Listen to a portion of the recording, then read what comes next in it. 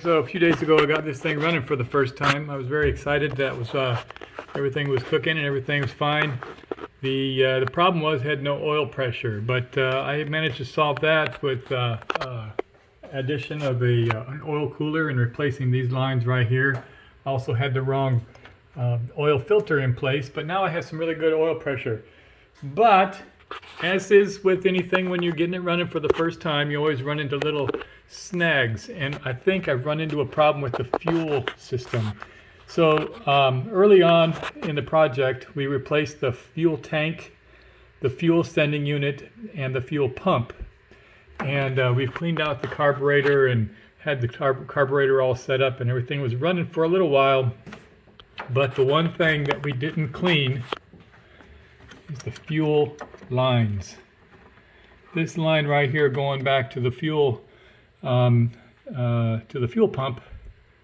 is a solid line, and we didn't clean that out. And it's quite likely that there was some fuel that was in there that had been reduced to varnish, and I don't know if you can see when it came through. See how kind of darkish that fuel is. I have a feeling that that last little bit of fuel that was in this line was contaminated. It came in and it clogged up the idler jets. So I'm going to take the jets out of the Weber Carb, and we're going to clean them up again. And I'm going to replace this filter. I think I'm going to add a little bit more line on this exit line so that we can get this oriented a bit more vertically to get the air out of this filter. That way more of the actual filter element itself is filtering the fuel. The way it is right now on a kilter here, it's only a very small portion of the filter that's actually doing any filtering. So yeah, we're going to put that so that it sits a bit more vertical. All right, there you go. Put a bit longer hose on this end to get this a little further along on the S. It's got to go up and then back down and back up and then back up again here. So by putting this a little further along the line, the air will be, oops, if there's any air, it'll come up here and we'll engage more of the filter element. And you'll be able to see the sediment a lot better if it does collect. So that should be a little more effective at filtering out that fuel. And going forward, I like that configuration a lot better. Just looks better. You know, when I assembled these jets, I really didn't take note of the actual numbers that the jets were. So I'm going to go through the carburetor jet selector tool, and I'll show you that on the computer. And we'll see if we need to buy some new jets for this, just to make sure it's tuned for the cubic displacement, the number of cylinders that we have per Venturi, and just to make sure we have the right jets for this carb. All right, so let's get started. I'm going to go ahead and pull these jets out and give them a quick inspection.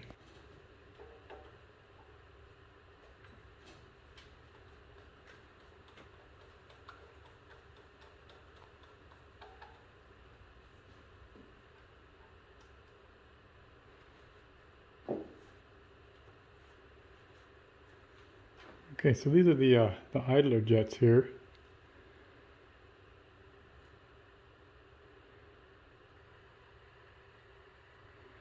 These are 45 F8. Take note of that. 45 is the how many fractions of a millimeter this exit hole is, and the F8 has to do with the thickness of this air inlet line right here. And so we'll measure this and take it out to the calculator. And we'll see if that's the right idler jet for this particular vehicle. What we're doing is we're going to inspect the fuel flow. Any of these holes in here that may have become jammed with any kind of varnish or some gunk or something, to make sure that we actually have fuel that will flow through these jets. I don't think I have any way that I can clean these out except for chemically, so we'll put them in a bath. The idler jets are the ones that are closer to the front, ironically, when actually the idler is the the jet that's further to the rear. So the circuit for the idler comes all the way along this little tube right here.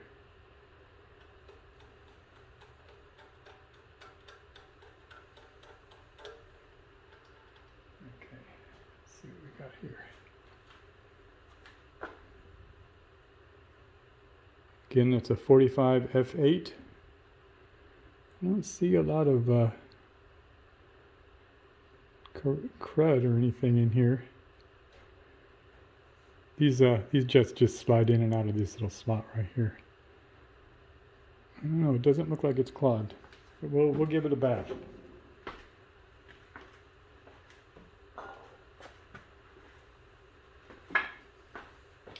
All right, the main jets are these that are the second side here. They go a little bit closer. They feed the venturi right in here, about the midway.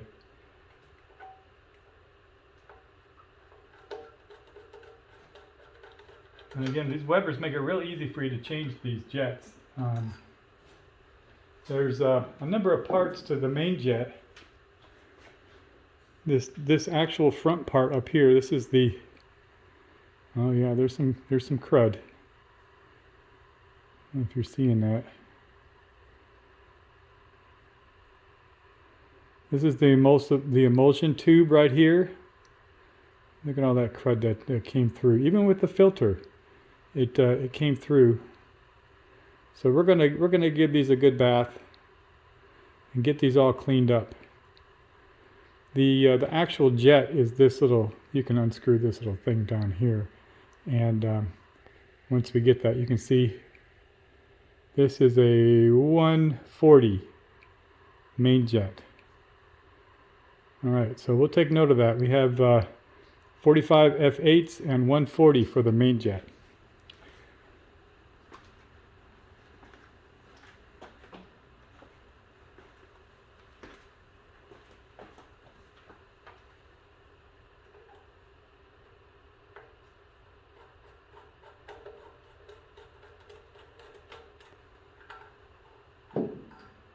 These Webers are designed to run on a lot of different vehicles. When you look at most carburetors, the carburetors, each individual carburetor is designed to run on a specific series of engine. Look at the crud in here. These emulsion tubes are just filthy. So we're going to get these. Oh man, look at all that. It's supposed to be spotless. I mean, this was a brand new everything, except for that one fuel line. All right, well, we'll get them all cleaned up. Let's give these a bath and clean them out chemically. But anyway, I was saying, most carburetors are designed for one series of engine. These Webers are designed to go on a lot of different engines.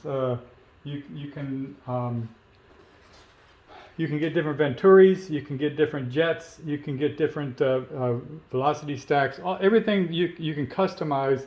This platform is very expandable, and it can be tuned to work on a lot of different engines. So it really has that flexibility. The next one to look at is these jets behind here. This section right here, this is a cap that covers up the progression tube. Inside the progression tube is these little jets here.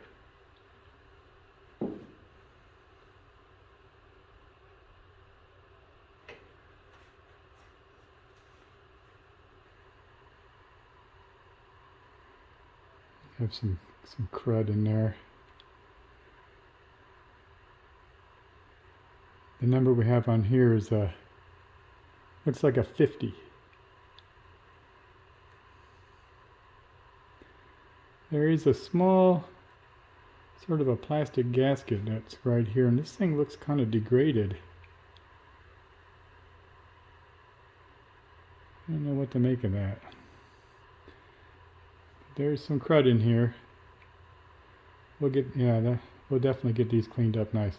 The progression jet, when you're idle, before you get to the main jet, the progression jet is on the same idle circuit. So the idle jet that's in here that feeds this horizontal line right here will also feed this progression jet.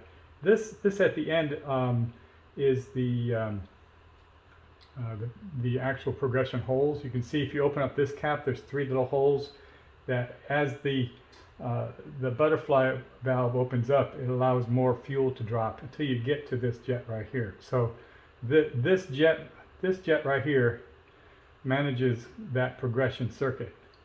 This right here is the idle mixture screw, and that's for that final hole that's at the back there, and it controls, it meters the flow at that final hole when you're idling, when the butterfly is almost closed completely.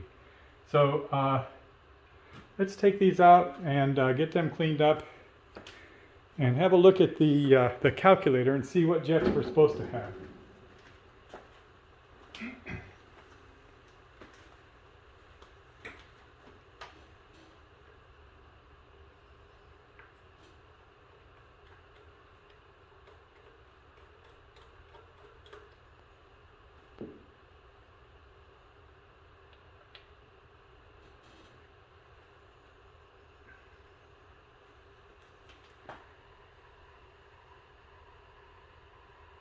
The gasket's kind of crusty down there, like aluminum gasket of some sort. It doesn't look like it's plastic. It looks like it's aluminum.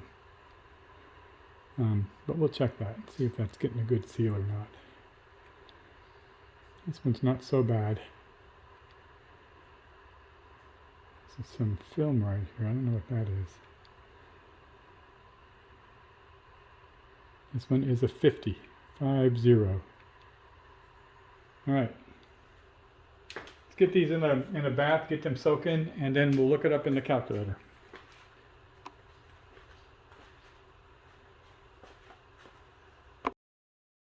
So I found this really neat Weber DCOE calculator on the web. This is available at carbparts.edu/calc. I'll put a link in the description so you can check it out yourself. Basically what you do in here is you put your engine capacity in here. The typical MGB is an 1800 with 4 cylinders. I don't think we want to go more than 6,000 RPM, and we're only going to put 1 carburetor in there. And if we calculate this for flexibility, this will give us the type of carburetor that we should have. In this case, I do have a 45 DCOE. The choke on mine is a 34, so I should have a 38. The main jet on mine is a 140. The main jet should be a 155. The air corrector is 190. Emulsion tube F2. I think I have both of those are the same. The idle jet on mine is 45 F8, so it should be a 55 F8. The main, I think I already went over that. 155 versus 140, and the pump jet on this one, it suggests a 45, and I have a 50 for a pump jet.